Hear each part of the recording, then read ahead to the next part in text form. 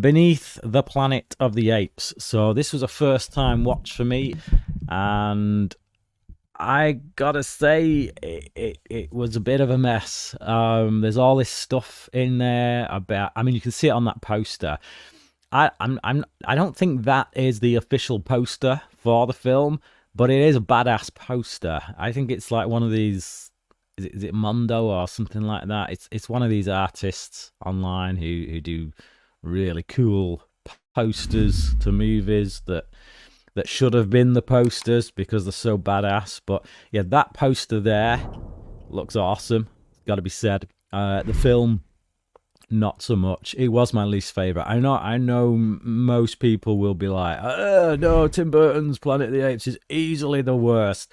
Now, the reason Tim Burton's for me doesn't quite hit the rock bottom is because it at least tells a coherent story until the end. I mean, like the whole stuff with Thade going back in time, really mismanaged, really mishandled. But Beneath the Planet of the Apes for me is the worst one because there's a load of really great ideas in there that are just so mismanaged that it becomes just a mess of a film in which none of those ideas ever kind of solidify into something that I would call a cohesive whole.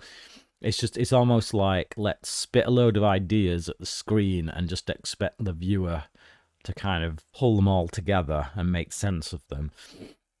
You've got these people, these humans living in the Forbidden Zone who worship this bomb, and we don't really have any reason as to why they should worship the bomb, given that from all intents and purposes they're fully aware that nuclear bombs wiped out the human population for the most part. And we get Charlton Heston back for a tiny bit at the beginning, and then we get him back at the end for like a good 15-minute stretch or so. It's not enough. To be honest, I'd rather they just left him out altogether than just bring him back right near the end. And the guy that they do bring in to kind of take over as the lead character, it's kind of a budget Charlton Heston anyway. He looks like Charlton Heston.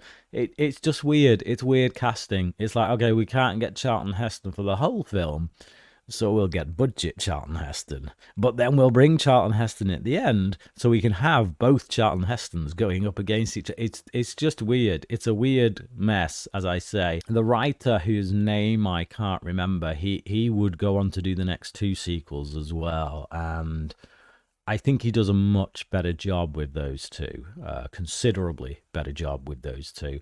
I think in those two, his ideas become much more coherent, much more solidified.